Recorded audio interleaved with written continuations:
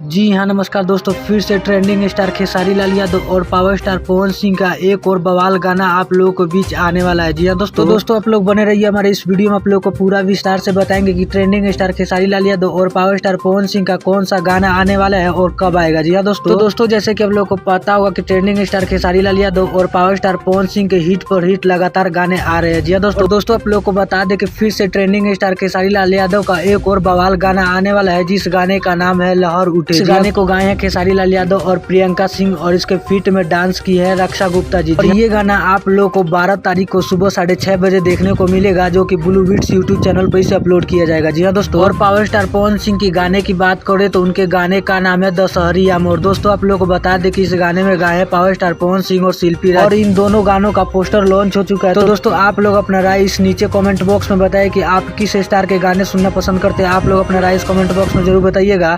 मिलते हैं आप सभी से किसी नेक्स्ट वीडियो में, जब तक के लिए जय हिंद जय भारत।